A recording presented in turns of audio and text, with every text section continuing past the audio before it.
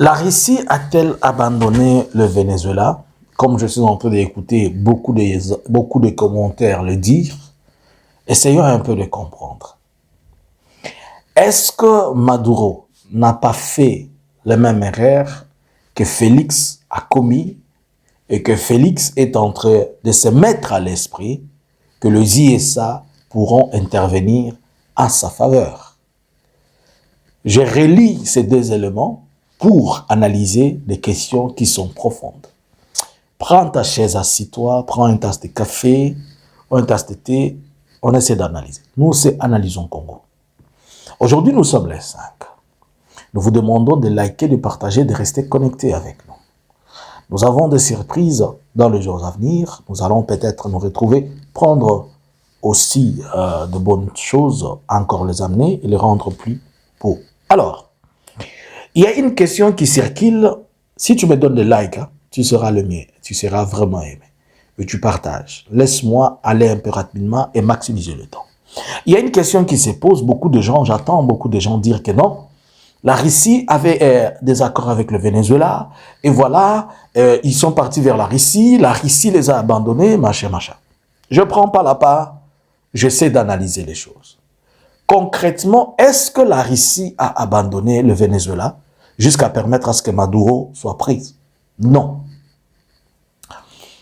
En réalité, il n'existe aucun accord dans ce sens entre la Russie et le Venezuela. Revenons sur les faits. La Russie et le Venezuela, ils vont signer ce qu'ils appellent le traité de partenariat stratégique. Ça a été signé le 7 mai 2025. Que contenait ce traité? En réalité, ce traité avait il avait ces piliers que voici. Il était politique, économique, sécuritaire et il incluait d'autres choses. Mais je prends les 3 points.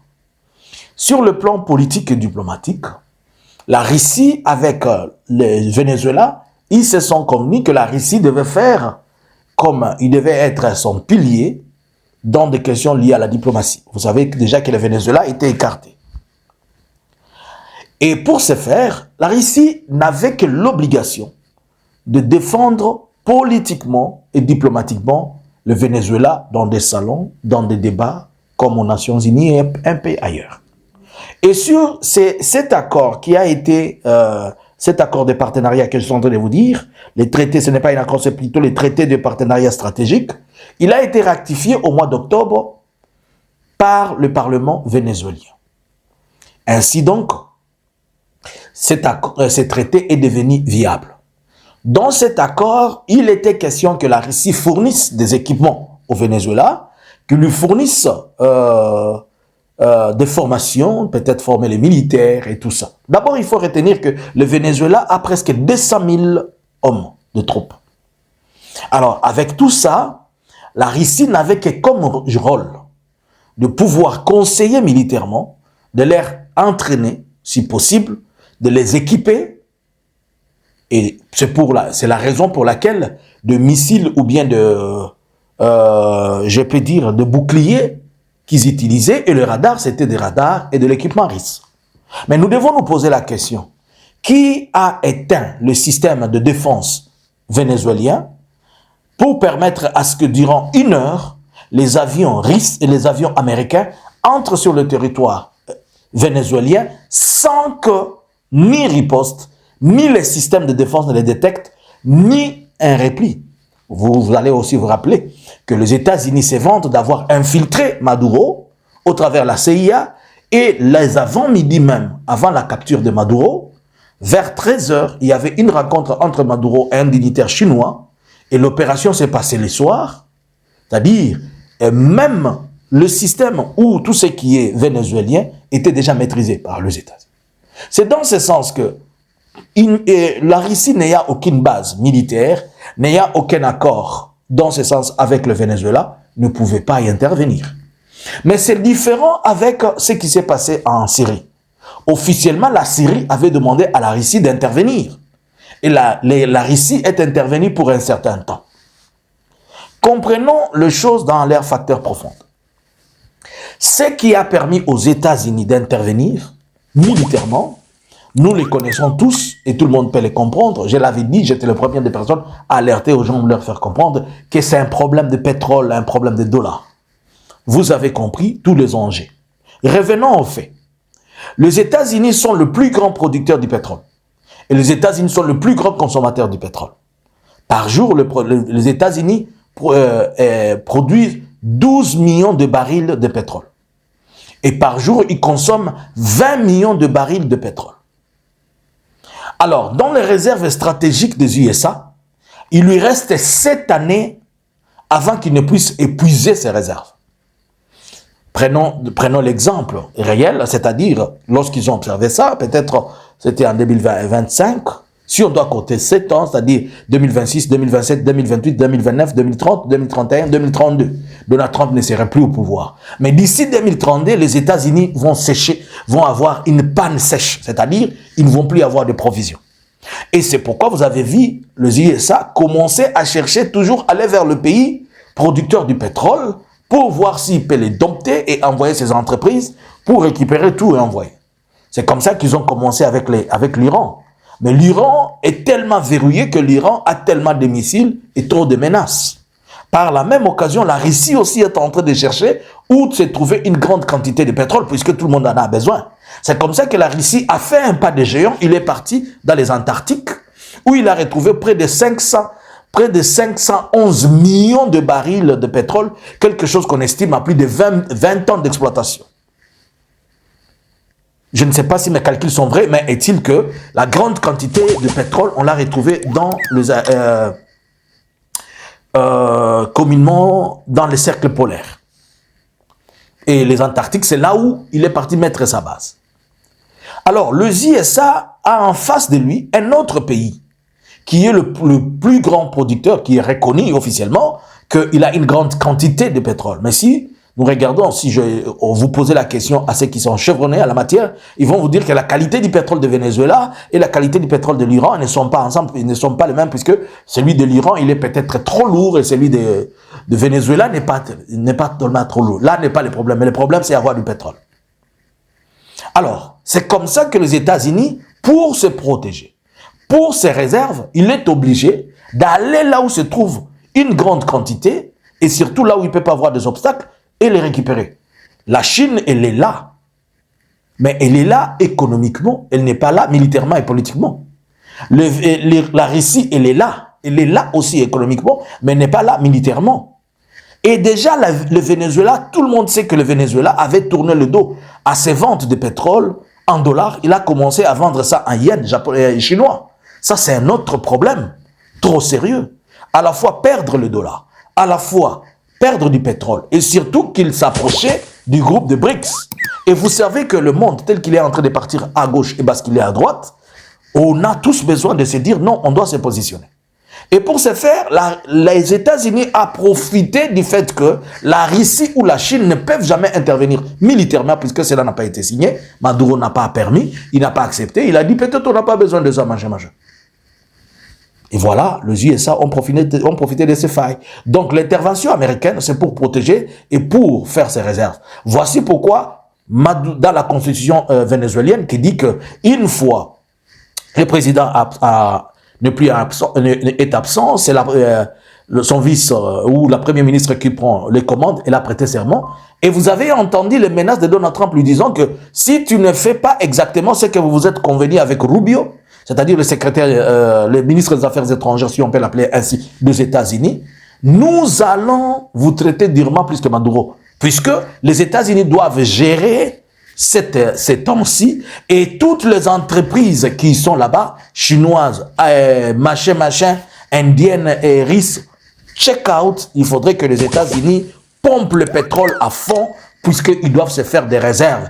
Il faut combler les 7 années par peut-être 30 ans, comme ils vont le vouloir. Et maintenant, je vous ai dit que le même erreur que Maduro a fait, c'est ce que Félix a fait. Je vous explique. Le président de la République démocratique du Congo va signer un accord avec les USA, mais les USA intervient à deux qualités. Il intervient en qualité de médiateur, il intervient aussi en qualité de personne dans les conflits. Alors que la RDC est en conflit avec le Rwanda, on amène à signer un accord, mais dans cet accord, il ne figure pas de clauses militaires qui autoriseraient les USA à pouvoir intervenir militairement dans les conflits en RDC. Puisque déjà, il y a des cercles régionaux qui sont capables de le faire, tels que la SADC, l'EAC et consorts.